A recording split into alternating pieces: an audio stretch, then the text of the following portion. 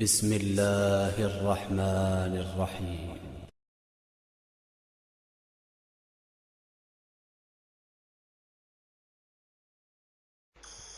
بسم الله الرحمن الرحيم. السلام عليكم ورحمة الله وبركاته.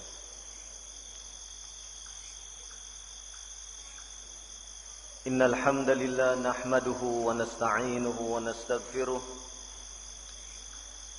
ونعوذ بالله من شرور أنفسنا ومن سيئات أعمالنا. من يهده الله فلا مضل له ومن يضلل فلا هادي له. أشهد أن لا إله إلا الله وحده لا شريك له وأشهد أن محمدا عبده ورسوله. يا أيها الذين آمنوا اتقوا الله حق تقاته ولا تموتن إلا وأنتم مسلمون.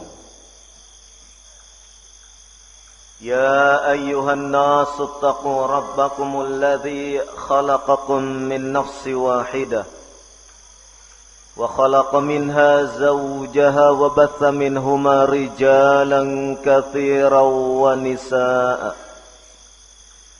واتقوا الله الذي تساءلون به والأرحام إن الله كان عليكم رقيبا. يا أيها الذين آمنوا اتقوا الله وقولوا قولا سديدا يصلح لكم أعمالكم ويغفر لكم ذنوبكم ومن يطع الله ورسوله فقد فاز فوزا عظيما. أما بعد فإن أصدق الحديث كتاب الله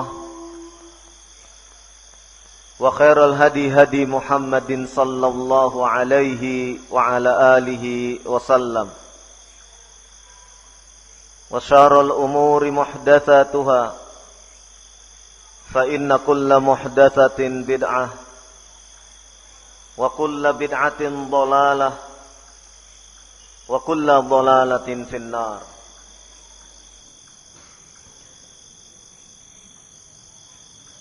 Sore ini kita bisa duduk bermajelis tentunya dengan takdir Allah Subhanahu wa taala. Kita mensyukuri atas nikmat ini dan wujud daripada syukur itu kita berupaya untuk merealisasikan setiap ilmu yang sudah kita fahami, sudah kita yakini. Dan mudah-mudahan dengan itu semua menjadi jalan datangnya keberkahan dari Allah Subhanahu wa taala atas ilmu yang ada pada diri kita. Sedikit ilmu yang melekat pada diri kita akan menjadi sesuatu yang berbuah manis manakala diiringi dengan amaliyah, diiringi dengan pelaksanaan dari ilmu itu sendiri di dalam kehidupan kita sehari-hari. Hidup kita sebagai seorang muslim diwarnai oleh ilmu. Apa yang kita ucapkan, apa yang kita perbuat, tindak tanduk kita, semuanya atas dasar ilmu yang ada pada diri kita. Karena itulah di dalam kitab Sahih Al-Bukhari disebutkan al-ilmu qabla al-qaul wal amal. Ilmu itu sebelum seseorang berucap dan beramal, berbuat, bertindak. Demikianlah arti penting sebuah ilmu bagi kita, seorang muslim. Terlebih kita sebagai seorang laki-laki yang hadir di dalam kehidupan rumah tangga, yang memimpin istri dan anak-anak kita. Islam telah memberikan bimbingan arahan, baik yang dicontohkan langsung oleh Rasulullah sallallahu alaihi wasallam ataupun butir-butir mutiara yang telah diucapkan ataupun diperbuat oleh para ulama kita, ulama dari kalangan ahlus sunnati wal jamaah. Semuanya memberikan bimbingan, arahan kepada kita sebagai seorang suami, kepada kita sebagai seorang ayah dari anak-anak kita. Pada sore hari ini saya diminta berbicara terkait dengan materi-materi yang bisa menjadi bahan renungan bagi para suami. Tentu banyak ayat ataupun hadis Nabi sallallahu alaihi wasallam. Manakala kita gali, manakala kita telusuri, niscaya akan banyak sekali faedah yang berguna bagi kita, terkhusus para suami. Di antaranya di dalam surat An-Nisa ayat ke-34. Ayat ini cukup ma'ruf di kalangan kita, terkhusus para pengkaji bagaimana kehidupan berumah tangga yang baik. Allah Subhanahu wa ta'ala berfirman, "Ar-rijalu qawwamuna 'alan nisa bima faddalallahu ba'dahum 'ala ba'd wa bima anfaqu min amwalihim." Al-ayah. Ikhwafidin a'azakumullah. Di dalam firman Allah Subhanahu wa ta'ala ini, manakala kita menelisik tafsir Ibnu Katsir, kita akan temukan bahwasannya yang dimaksud dengan ar-rijalu qawwamuna 'alan nisa, ay ar-rijalu qayyama 'alal mar'ah, ay huwa ra'isuha wa kabiruha wal hakimu 'alaiha wal mu'addibuha idza wajad. Di dalam ayat ini kata Ibnu Katsir rahimahullah, ar-rijalu qawwamuna 'ala nisa, maksudnya adalah para lelaki itu adalah pemimpin atas wanita, pemimpin atas para istrinya, yaitu dia itu adalah raisuha, yaitu kepala ataupun pimpinan bagi para wanita. Dia merupakan orang yang dituakan, atau dia merupakan hakim atas para wanita. Dan para lelaki itu pun merupakan pendidik bagi para wanita, yang menanamkan adab apabila wanita itu melakukan sesuatu yang tidak lurus. Maka ayat ini menjadi pijakan bagi seorang laki-laki atau seorang suami untuk bagaimana berperan menjadi seorang rais, menjadi seorang kepala rumah tangga. Menjadi seorang kepala rumah tangga tentunya tidak semata-mata ia ingin menjadi sosok yang segala sesuatunya dilayani. Menjadi kepala rumah tangga tidak semata itu, tetapi ia pun harus pandai pula untuk bisa memanage, mengatur, mengelola kehidupan rumah tangganya. Ia harus mengetahui bagaimana sifat kepribadian sang istri, dan ia pun harus mengetahui pula bagaimana sifat kepribadian anak-anaknya. Karena dengan mengetahui seluk-beluk yang demikian itu, seorang pemimpin rumah tangga akan bisa dengan lebih tepat, dengan pertolongan Allah Subhanahu wa ta'ala, membuat kebijakan-kebijakan di dalam kehidupan rumah tangganya. Ia akan mengetahui bagaimana sosok istrinya, kepribadian istrinya. Sehingga dengan adanya tafahum, istri memahami apa yang ada pada diri suaminya, demikian juga suami memahami apa yang ada pada diri sang istri. Maka yang demikian ini akan bisa lebih menjaga keharmonisan di dalam kehidupan rumah tangga. Banyak sekali kehidupan rumah tangga yang kemudian oleng dan bahkan karam karena satu dengan lain tidak bisa memahami, satu dengan lain tidak bisa untuk saling bertoleransi, menyatakan uzur, memberikan maaf. Satu dengan lainnya saling keras kepala. Maka kehidupan rumah tangga yang demikian ini hanyalah akan menampilkan ego masing-masing. Ego dari seorang suami, demikian juga ego dari seorang istri.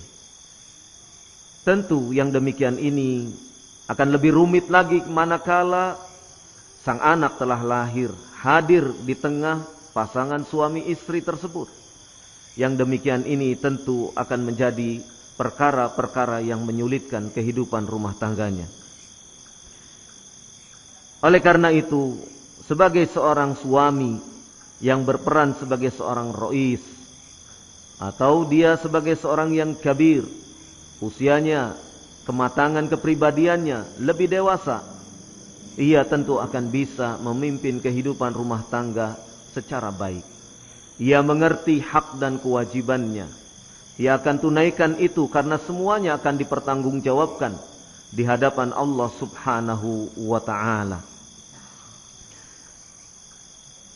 Ayat ini disebutkan baik oleh Al-Imam Hasan Al-Basri ataupun yang lainnya berdasarkan riwayat dari Ali bin Abi Thalib radhiyallahu anhu yang menyatakan, Atan Nabiya sallallahu alaihi wa ala alihi wasallam rajulun minal ansar bi imra'atin lahu. Ada seorang laki-laki dari kalangan Ansar datang bersama seorang wanita. Datang kepada Nabi sallallahu alaihi wa ala alihi wasallam. Faqalat, kemudian wanita itu menyatakan, ya Rasulullah, inna zawjaha fulan ibnu fulan al-ansari wa innahu darabaha fa'athara fi wajhiha. Wanita itu mengadu kepada Rasulullah sallallahu alaihi wa ala alihi wasallam, wahai Rasulullah, sesungguhnya suaminya yaitu Fulan bin Fulan al-Ansari, ia memukul istrinya. Kemudian pukulan itu sampai membekas di wajah sang istri. Faqala Rasulullah sallallahu alaihi wasallam, kemudian Rasulullah sallallahu alaihi wa ala alihi wasallam mengatakan, laisa dzalika lahu. Tidak patut dia melakukan yang demikian itu. Fa anzalallahu, kemudian Allah Subhanahu wa taala menurunkan ayat ar-rijalu qawwamuna 'alan nisa, al-ayah dan seterusnya. Laki-laki itu adalah pemimpin atas para wanita. Dari sini kita memetik faidah bahwasannya memperlakukan istri, memperlakukan teman hidup kita di dalam kehidupan berumah tangga tentu ada aturan-aturannya. Dan semua itu telah dimaktubkan baik di dalam Al-Quran maupun di dalam hadis-hadis Nabi sallallahu alaihi wa ala alihi wasallam yang sahih. Di dalam Al-Quran disebutkan, Allah Subhanahu wa ta'ala berfirman, wa'ashiruhunna bil ma'ruf. Dan pergaulilah mereka, istri-istri kalian, bil ma'ruf, dengan cara yang baik.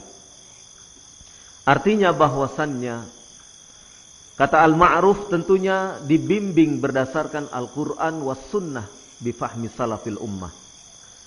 Yang dimaksud dengan al-ma'ruf bukan atas dasar kebiasaan, bukan atas dasar tradisi, bukan atas dasar pikiran manusia. Tetapi kata al-ma'ruf adalah bagaimana kita mempergauli istri-istri kita bergaul bersamanya berdasarkan tuntunan Al-Quran was sunnah sebagaimana yang telah difahami oleh para salafus saleh. Inilah hakikat daripada kita melakukan sesuatu yang ma'ruf, sesuatu yang memang dituntunkan di dalam agama, bahkan diperintahkan oleh Allah Subhanahu wa ta'ala. Maka di antara upaya untuk mewujudkan al-ma'ruf tersebut, yakni mempergauli mereka dengan cara yang baik. Di antaranya Nabi sallallahu alaihi wa ala alihi wasallam mengingatkan kepada kita dalam sebuah hadis dari Abdullah ibn Umar radhiyallahu anhuma, anin Nabi sallallahu alaihi wa ala alihi wasallam, hadis riwayat Al-Bukhari wa Muslim. Nabi sallallahu alaihi wa ala alihi wasallam bersabda, kullukum ra'in wa kullukum mas'ulun 'an ra'iyatih. Setiap diri kalian adalah penggembala, dan setiap penggembala kelak akan dimintai pertanggungjawabannya atas gembalaannya. Rasulullah sallallahu alaihi wa ala alihi wasallam mengibaratkan diri kita ini adalah penggembala. Dan begitulah sifat penggembala, ia akan menjaga gembalaannya. Ia akan menjaga dari ganasnya serigala. Ia akan menjaga dari hilangnya gembalaannya tersebut. Dan gembala yang namanya penggembala, ia tentu akan mengarahkan gembalaannya untuk bisa makan, untuk bisa mengenyangkan perutnya, dan yang lain-lainnya. Intinya bahwasannya nilai kenyamanan, nilai keamanan itu ditunaikan oleh seorang penggembala terhadap kambing-kambing gembalaannya. Demikianlah seorang suami, ia harus bisa memberikan nilai aman, bisa memberikan nilai nyaman kepada gembalaannya, kepada yang dipimpinnya, yaitu istri dan anak-anaknya. Nilai nyaman tidak saja nyaman secara materi, tetapi lebih daripada itu secara psikis juga hendaknya bisa memberikan nilai kenyamanan. Nilai materi mungkin bisa dengan nafkah yang cukup, seorang istri ataupun anak-anaknya bisa terpenuhi. Makan 3 kali sehari, kemudian pakaian, kemudian selain sandang mungkin papan, perumahan dan yang lain sebagainya. Dengan izin Allah Subhanahu wa ta'ala hal-hal yang demikian bisa dipenuhi. Namun ingat pula bahwasannya ada hal-hal yang perlu dipenuhi pula, yaitu nilai kenyamanan secara rohani, nilai kenyamanan secara psikologis yang harus diberikan pula oleh kita sebagai seorang suami. Di antaranya adalah bagaimana upaya kita untuk menjaga perasaan seorang istri. Bagaimana menjaga agar ia tidak disakiti, tidak dizalimi, tidak kemudian dijadikan sebagai objek untuk tindak kelaliman seorang suami. Tetapi seorang suami berusaha untuk bisa membahagiakan istrinya, bahagia di dunia maupun di akhirat nanti, dengan izin Allah Subhanahu wa ta'ala. Maka nilai-nilai kerohanian inilah yang perlu terus diberikan oleh sang suami. Melalui apa? Melalui pembekalan. Pembekalan dengan memberikan asupan ilmu syar'i. Dibekali sang istri dengan pemahaman-pemahaman agama yang benar, dengan ajaran-ajaran Islam yang lurus, yang sesuai dengan pemahaman salafus saleh. Tanamkan nilai-nilai agama itu kepada mereka, kepada istri-istri kita, kepada anak-anak kita. Karena sesungguhnya untuk mendapatkan nilai kenyamanan, ketenangan batin, ketenangan rohani, ketenangan hati, tidak ada lain kecuali dengan ilmu syar'i.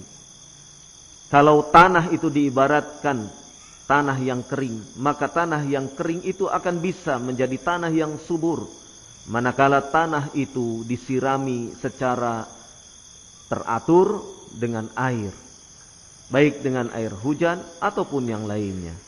Demikian juga seorang istri, dia memiliki hati. Hati itu akan tumbuh subur. Hati itu akan menjadi sesuatu yang tumbuh kenyamanannya, manakala hati itu dalam keadaan bersih tanpa noktah, bersih tanpa noda.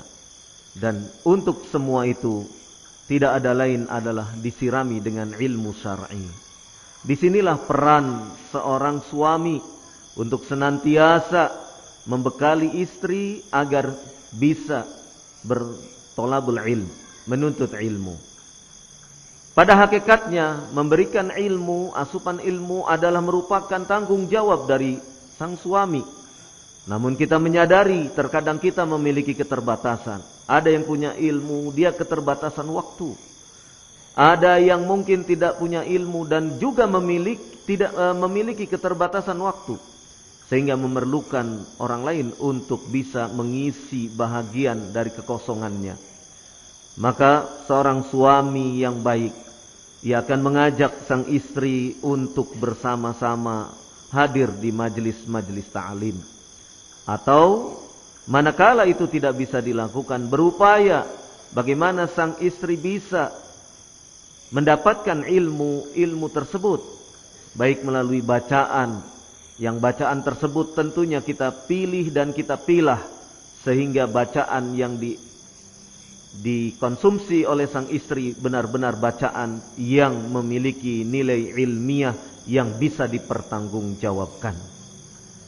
Demikian juga manakala kita sebagai seorang suami hendaknya terus mengingatkan untuk senantiasa melakukan sesuatu yang ma'ruf, dan tentunya tidak mengenyampingkan apabila terjadi sesuatu yang tidak diinginkan. Manakala seorang istri misalnya terjatuh kepada satu pelanggaran, maka sebagai seorang suami hendaknya mengingatkan, melakukan satu bentuk. Kalau tadi amar ma'ruf, maka ini melakukan sesuatu untuk mencegah kemungkaran itu terjadi pada diri sang istri. Demikianlah amar ma'ruf nahi mungkar itu dihidupkan di dalam kehidupan rumah tangga. Karena sesuatu yang ma'ruf sering kita sampaikan, namun kita pun harus menjaga pula bahwasannya bisa saja terjadi kemungkaran-kemungkaran yang ada di sekitar rumah kita. Disitulah tugas daripada sang suami sebagai pimpinan rumah tangga. Inilah peran daripada ar-rijalu qawwamuna 'alan nisa.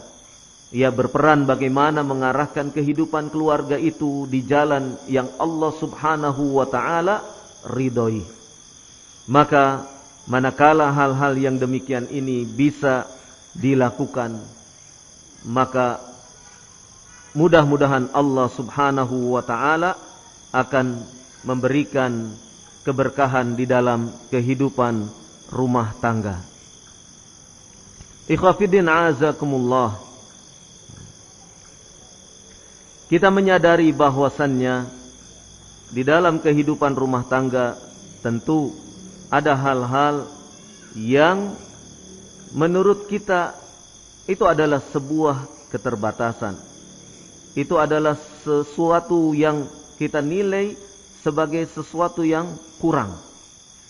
Itu bisa saja terjadi dan bahkan sangat mungkin untuk terjadi. Kita melihat pasangan kita sebagai seorang suami, pimpinan rumah tangga, tentu kita menyadari diri kita pun memiliki kekurangan. Demikian pula istri kita, tentunya memiliki kekurangan, memiliki keterbatasan. Bagaimana bimbingan agama di dalam menghadapi yang demikian? Rasulullah sallallahu alaihi wa ala alihi wasallam dalam sebuah hadis dari Abi Hurairah radhiyallahu anhu, hadis riwayat Muslim. Beliau sallallahu alaihi wa ala alihi wasallam bersabda, "La yafraq mu'minun mu'minatan in kariha minha khuluqan radiya minha akhar au qala ghairahu. Kata Nabi sallallahu alaihi wa ala alihi wasallam, la yafraq. Apa yang dimaksud dengan la yafraq? Yang dimaksud dengan la yafraq yaitu yubghidu, atau disebutkan misalnya yafraquha, ya, artinya abghadaha. Apa itu? Yaitu sesuatu yang dibenci, sesuatu yang tidak disukai, sesuatu yang kemudian istri kita mungkin dinilai memiliki sesuatu yang tidak patut. Maka kata Nabi sallallahu alaihi wasallam, la yafraq mu'minun mu'minatan. Tidak sepatutnya seorang mukmin membenci kepada seorang mukminah karena melihat sesuatu yang kurang pada dirinya, sesuatu yang itu merupakan keterbatasan pada dirinya. Kata Nabi sallallahu alaihi wa ala alihi wasallam, in kariha minha khuluqan. Apabila ada perilakunya yang kita benci, ada perilaku dari istri kita yang tidak kita senangi, jangan lantas kemudian kita cepat untuk membencinya. Jangan lantas kemudian kita cepat untuk melakukan satu tindakan yang tindakan itu adalah sesuatu yang tidak patut. Kata Nabi sallallahu alaihi wasallam, in kariha minha khuluqan, apabila seorang suami mendapati dari perilaku istrinya sesuatu yang tidak ia sukai, sesuatu yang ia benci, radiya minha akhar, bisa jadi ia akan dapati pada sisi yang lain dari istrinya tersebut sesuatu yang ia sukai, sesuatu yang ia senangi, ia cintai. Dari hadis Nabi sallallahu alaihi wa ala alihi wasallam ini, kita sebagai seorang suami, idealnya istri kita itu seperti istri-istri para nabi. Idealnya seperti Khadijah, hartanya banyak, bisa membantu perjuangan suaminya, selalu memotivasi, selalu memberikan yang terbaik, dan seterusnya dan seterusnya. Idealnya. Tetapi apakah wanita pada masa sekarang bisa meniru seperti Khadijah radhiyallahu anha? Harapan kita tentunya semoga bisa. Kalaupun tidak bisa meniru, ya nyaris-nyaris mirip lah begitu. Dan itu tentu akan menyenangkan sang suami. Istri kita kaya raya. Mobilnya saja banyak di showroom. Karena dia bos mobil, jual beli mobil misalnya. Atau yang lainnya. Tetapi semua itu ia peruntukkan untuk dakwah. Itu keinginan kita. Tetapi manakala keinginan itu antara keinginan dan realita terjadi kesenjangan, maka jangan lantas kemudian kita bersedih hati. Duh iya ya, istri saya kok begini. Hari ini mengeluh, besok mengeluh. Besok lagi lebih mengeluh.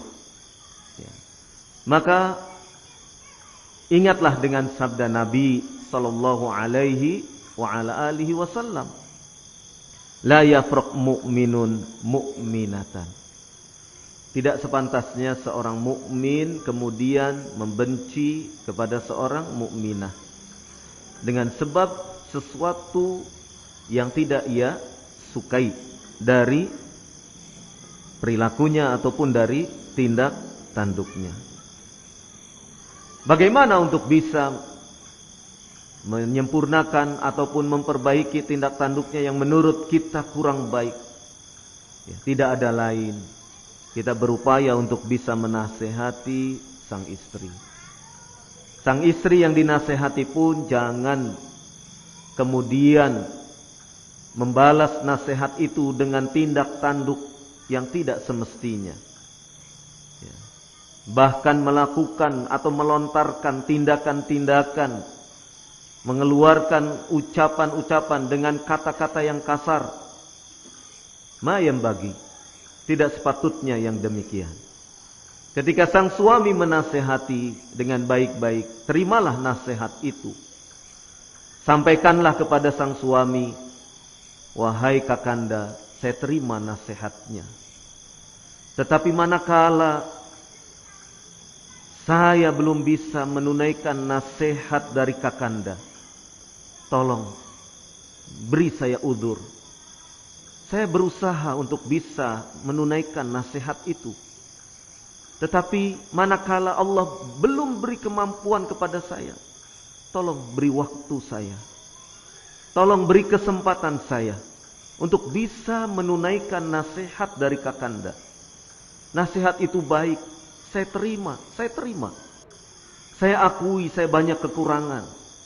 Saya akui saya banyak keterbatasan. Saya akui saya tidak bisa memuaskan sedemikian sempurna kepada kakanda. Tetapi tolong beri kesempatan kepada saya. Saya akan berdoa kepada Allah Subhanahu wa taala. Dan tolong pula bantu saya dengan doa dari kakanda agar saya bisa menunaikan apa yang diamanahkan. Itulah kata-kata yang mungkin bisa meluncur dari lisan seorang istri. Bukan kemudian kata-kata yang sifatnya membantah, membangkang, apalagi membangkang, wal'iyadzubillah. Tidak sepatutnya untuk seorang istri kemudian melakukan pembangkangan kepada sang suami. Dan Nabi SAW telah mengingatkan kepada para suami, kepada para pimpinan rumah tangga untuk memperlakukan wanita itu dengan penuh ma'ruf. Allah Subhanahu wa taala berfirman sebagaimana yang tadi saya nukil, wa'ashiruhunna bil ma'ruf. Pergaulilah mereka dengan cara yang ma'ruf. Karena sesungguhnya setiap diri kita adalah pemimpin, penggembala, dan setiap penggembala pemimpin kelak akan dimintai pertanggungjawabannya. Wal amiru ra'in. Maka seorang pemimpin, seorang amir itu adalah seorang penggembala dan kelak ia akan dimintai pertanggungjawabannya. Wa rajulu ra'in ala ahli baitih. Dan seorang suami itu adalah pemimpin atas ahlul baitnya, atas anggota keluarganya, orang-orang di rumah yang berada di bawah tanggung jawabnya. Demikian juga wal mar'atu ra'iyatun ala baiti zawjiha wa waladihi. Demikian juga seorang istri, seorang ibu, dia adalah seorang penggembala, seorang pemimpin bagi rumah suaminya dan anak-anaknya, anak-anak sang suami. Maka semuanya wa kullukum ra'in wa kullukum mas'ulun an ra'iyati. Setiap diri kalian adalah pemimpin dan setiap pemimpin kelak akan diminta pertanggungjawaban dari apa yang dipimpinnya tersebut. Maka sebagai seorang suami, dia memiliki tanggung jawab litakdzib, dalam rangka untuk mentakdib, mengajari, mendidik. Mendidik siapa? Mendidik istrinya. Mendidik siapa lagi? Mendidik anak-anaknya. Bagaimana cara mendidik? Di antaranya cara mendidik para istri, mendidik anak-anaknya, berupaya untuk bersifat atau bersikap arif wal-lin. Nabi sallallahu alaihi wa ala alihi wasallam bersabda, "Innar rifqa la yakunu fi syai'in illa zana." wala yunza'u min syai'in illa syanah. Hadis riwayat Muslim. Sesungguhnya kelemah lembutan itu apabila ia melekat pada sesuatu, tidak ada lain kelemah lembutan itu akan memberikan sesuatu yang indah pada sesuatu tersebut. Dan sebaliknya, tidaklah dicabut kelemah lembutan itu pada sesuatu, sehingga sesuatu itu tidak lagi memiliki nilai kelemah lembutan. Illa syana, maka sesuatu itu tidak lain kecuali akan timbul keburukan padanya. Dengan kelemah lembutan, sesuatu itu akan menjadi indah. Ya. Dengan kelemah lembutan, sesuatu itu akan menjadi indah. Seorang suami menasehati istrinya dengan penuh lemah lembut, itu akan menjadi sesuatu yang indah. Beda memberikan nasihat dengan penuh emosi, berbeda. Ya. Dengan nada tinggi, berbeda. Dan sikap penerimaannya pun tentu bisa diterima, bahkan mungkin akan lebih cenderung untuk ditolak. Kenapa? Karena dengan diiringi sikap emosional, karena diiringi dengan sikap marah. Ya. Memberi nasihat, membimbing, perlu dengan cara-cara yang lemah lembut. Maka manakala nasihat itu disampaikan dengan cara yang baik, cara yang santun, cara yang lemah lembut, niscaya dengan izin Allah Subhanahu wa taala nasihat itu akan mudah untuk diterima.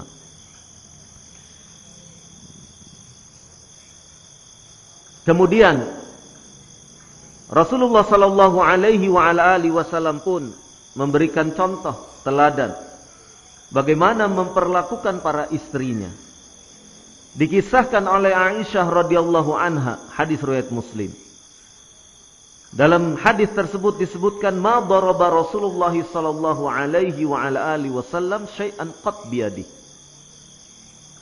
wala imra'atan wala khadiman illa ayyujahida fi sabilillah. Rasulullah sallallahu alaihi wa ala alihi wasallam tidak pernah memukul sedikit pun dengan tangannya. Tidak memukul kepada istrinya, tidak memukul kepada pembantunya.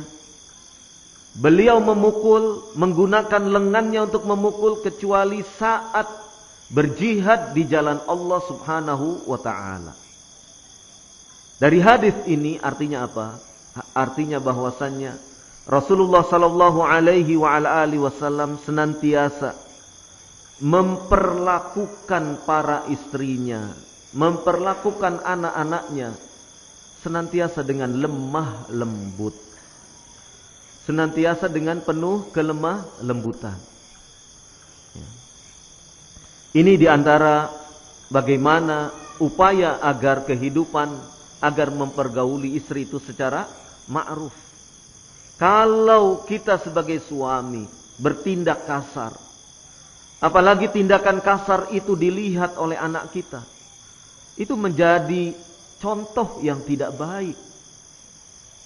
Seorang suami memarahi istrinya di hadapan anak-anaknya, ini adalah satu bentuk pembelajaran yang tidak patut. Kalau ingin menegur, ingin menasihati, lakukan dengan empat mata.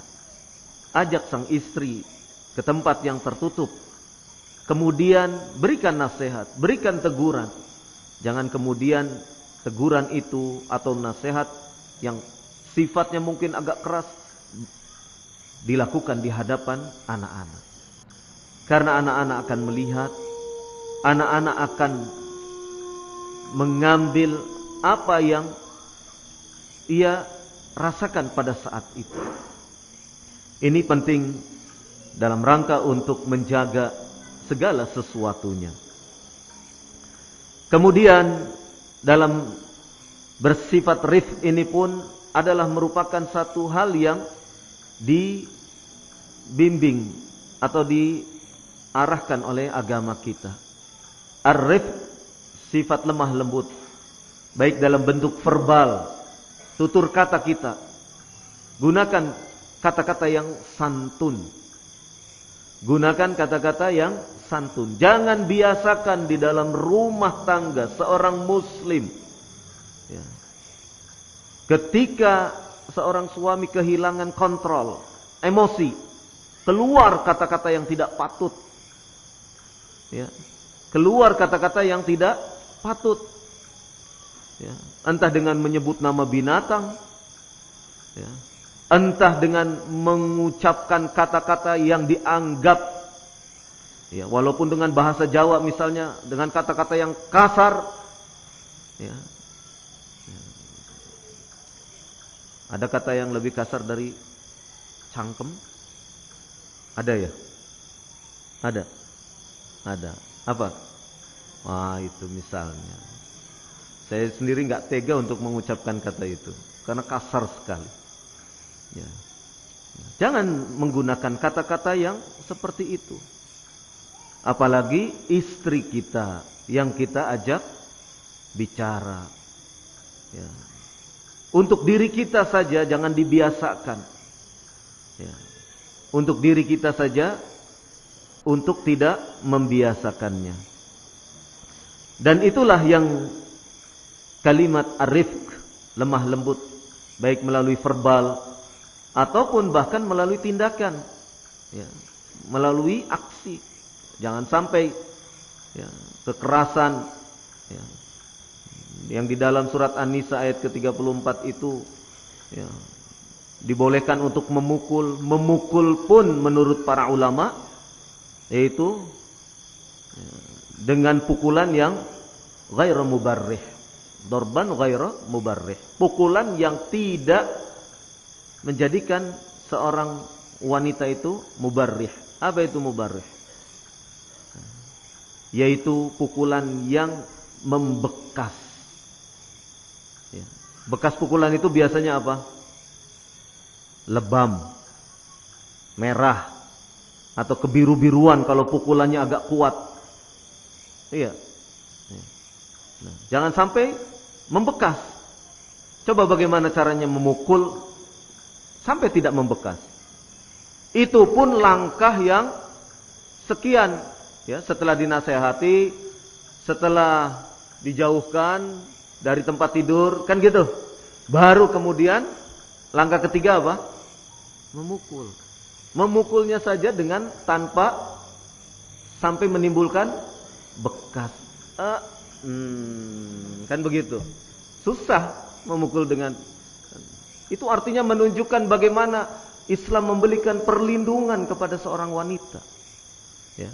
Dinasehati tidak mempan, masih juga akhirnya sudah dijauhkan, ya, membelakangi tempat tidurnya, istilahnya dijauhkan, fil madaji'. Ya. Setelah itu baru boleh melakukan pemukulan, itu pun dengan ghairu mubarrih, dengan tanpa harus menimbulkan bekas.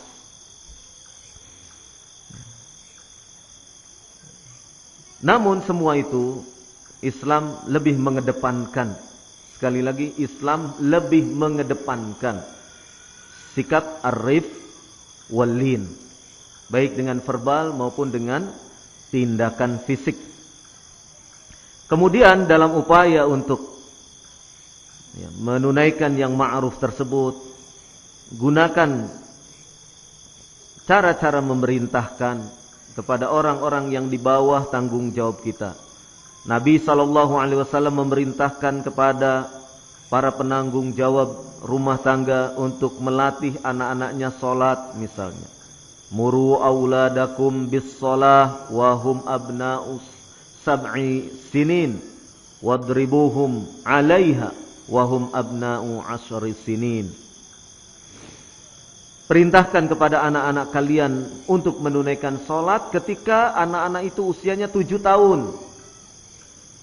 Ya, 7 tahun baru sifatnya menerima perintah. Ayo sholat, ayo sholat. Masih belum juga sholat, ayo sholat. Ya. Tidak ayo sholat, kalau enggak tak pukul.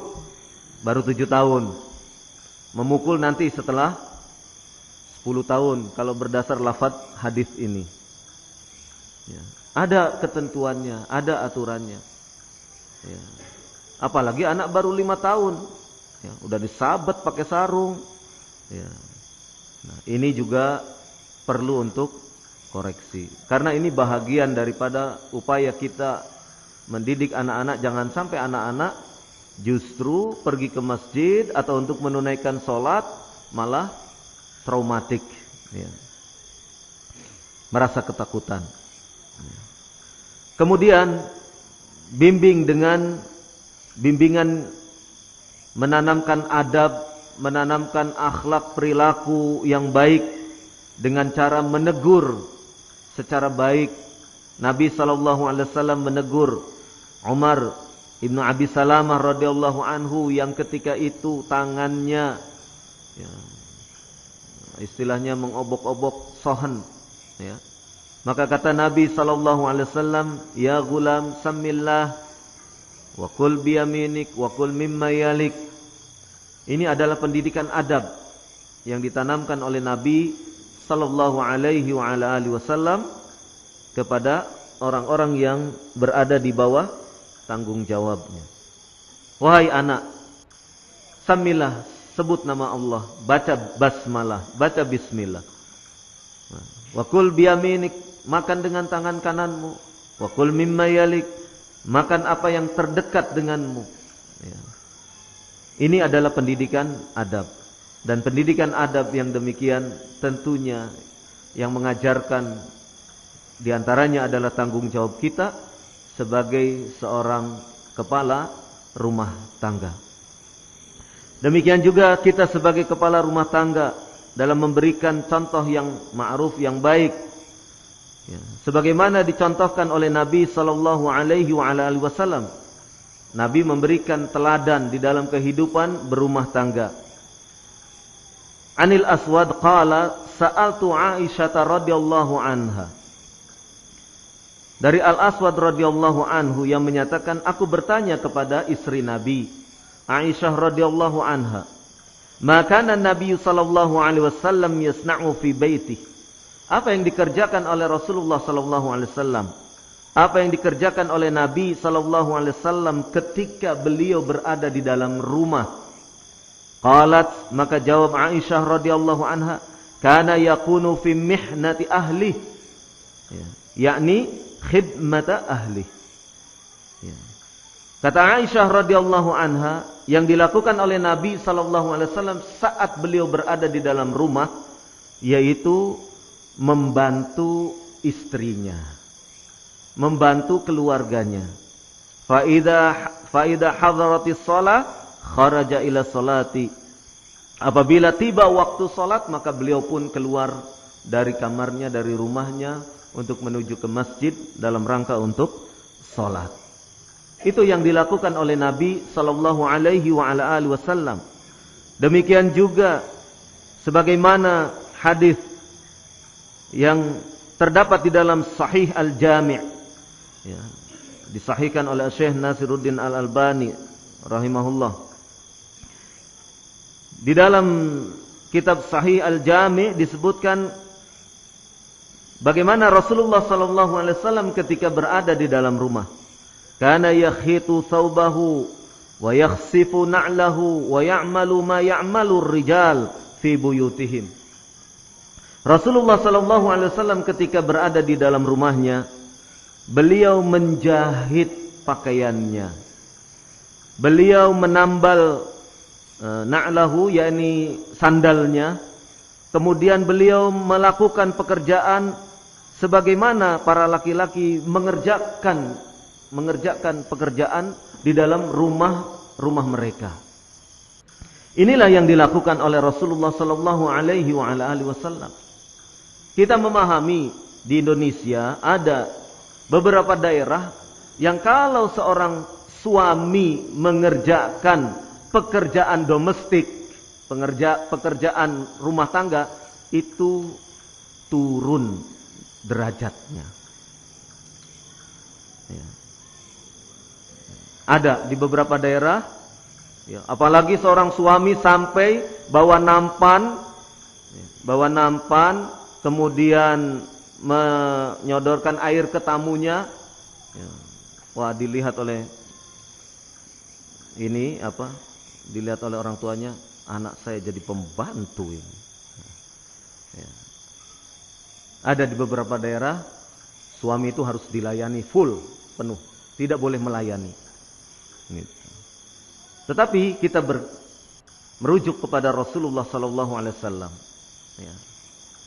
Merujuk kepada Rasulullah sallallahu alaihi wasallam. Rasulullah sallallahu alaihi wasallam memerintahkan kepada para istrinya untuk melayani para suaminya. Namun suami juga menyadari bahwasannya ada hal-hal tertentu yang itu boleh dikerjakan oleh seorang suami, dan itu bukan merupakan aib, bukan merupakan sesuatu yang tercela, bukan. Kenapa dikatakan bukan sesuatu yang tercela? Karena Rasulullah sallallahu alaihi wasallam sebagai orang yang paling takwa, sebagai orang yang paling beriman, sebagai orang yang paling baik akhlaknya, pun melakukan yang demikian. Apa itu? Rasulullah sallallahu alaihi wasallam menjahit bajunya. Rasulullah sallallahu alaihi wasallam menambal pakaiannya, menambal sandalnya. Dalam hadis yang lain, hadisnya terdapat di dalam kitab Bulughul Maram, disebutkan oleh Ibnu Hajar Al-Asqalani rahimahullah, Rasulullah sallallahu alaihi wasallam mencuci pakaiannya sendiri.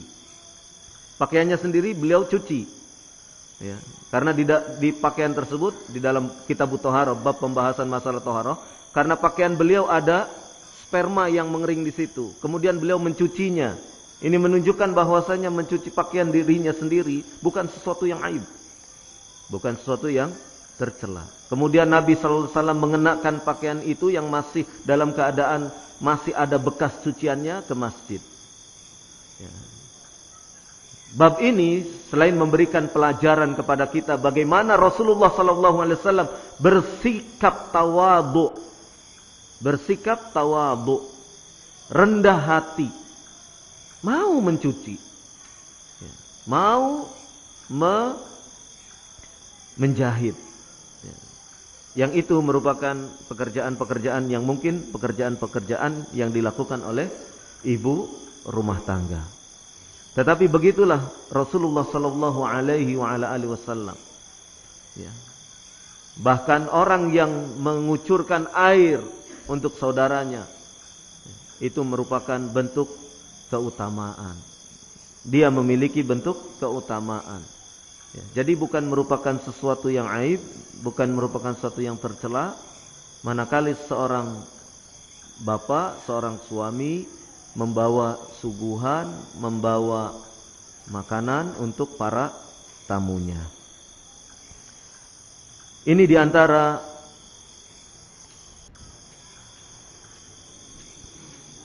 yang telah diperbuat oleh Rasulullah sallallahu alaihi wasallam. Demikian juga Nabi sallallahu alaihi wasallam dalam hal mewujudkan sesuatu yang ma'ruf. Beliau memberikan bimbingan kepada para suami. Dalam sebuah hadis dari Abi Hurairah radhiyallahu anhu, hadis riwayat Muslim. Ia menyatakan bahwasanya Rasulullah sallallahu alaihi wasallam bersabda,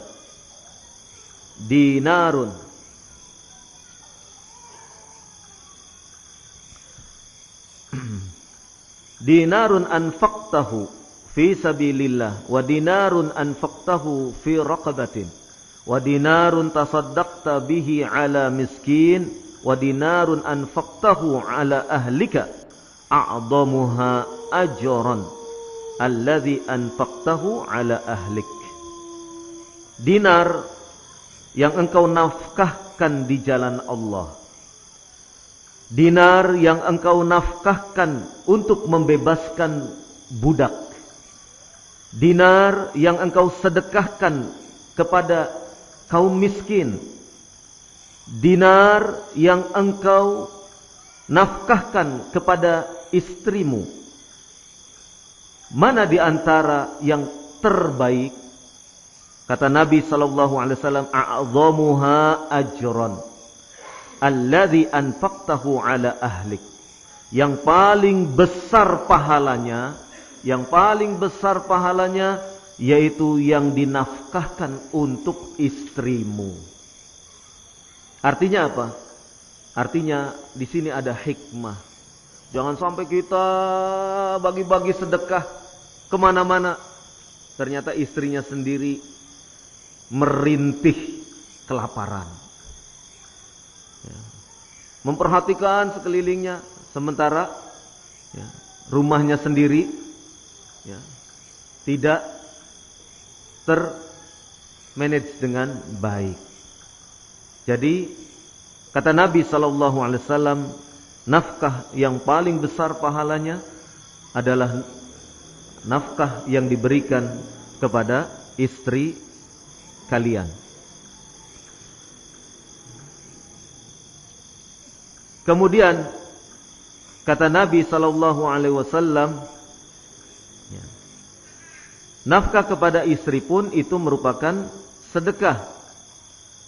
Idza anfaqa ar-rajulu ala ahlihi nafaqatan yahtasibuha fahiya lahu shadaqatun. Hadis riwayat Al-Bukhari dan Muslim. Hadis dari Abi Mas'ud Al-Badri radhiyallahu anhu, dari Nabi sallallahu alaihi wasallam. Apabila seorang suami menafkahkan,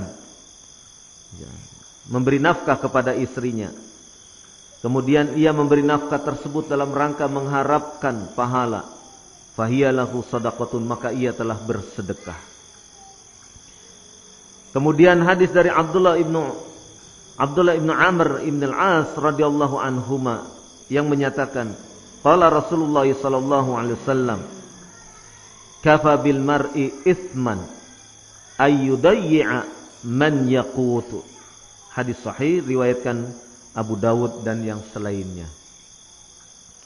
Cukuplah seorang suami itu telah berdosa ketika ia menyia-nyiakan orang yang semestinya ia beri nafkah, orang yang semestinya ia beri makan, yaitu maksudnya istrinya, keluarganya, anak-anaknya. Dalam Sahih Muslim disebutkan, kafa bil mar'i ithman, cukuplah seseorang itu berdosa. Ayah bisa amman yamliku qutah, yaitu ketika ia menahan, ia menahan sesuatu yang semestinya ia menahan kepada orang yang ia kuasai untuk ia beri makan. Ia tahan makanannya, ia tidak beri nafkah, maka cukup seseorang itu berdosa manakala ia kemudian tidak memberi nafkah. Maka ikhwafiddin azakumullah, inilah diantara beberapa renungan untuk kita sebagai seorang suami, dan tentu tidak cukup untuk sekedar direnungkan saja, tetapi lebih daripada itu bagaimana wujud pengamalan dari apa yang telah kita fahami bersama. Semoga Allah Subhanahu wa taala memberikan kekuatan kepada kita sehingga kita bisa mengamalkan apa ilmu yang telah kita serap dan bisa kita amalkan di dalam kehidupan rumah tangga kita sehari-hari, dan mudah-mudahan dengan itu Allah membukakan jalan-jalan keberkahan kepada kita, kepada istri kita, kepada anak-anak kita, kepada kehidupan rumah tangga kita, sehingga rumah tangga kita menjadi rumah tangga yang sakinah, mawaddah, warahmah, dan semuanya kita semua, istri kita, anak-anak kita masuk ke dalam jannah Allah Subhanahu wa taala. Demikian, apabila ada hal-hal yang kurang berkenan, tutur kata yang kurang nyaman, saya mohon maaf yang sedalam-dalamnya. Dan apabila ada kesalahan, saya beristighfar kepada Allah Subhanahu wa taala. Subhanakallahumma wa bihamdik, asyhadu an la ilaha illa anta, astaghfiruka wa atubu ilaik. Wa sallallahu ala nabiyyina Muhammad walhamdulillahi rabbil alamin. Assalamualaikum warahmatullahi wabarakatuh.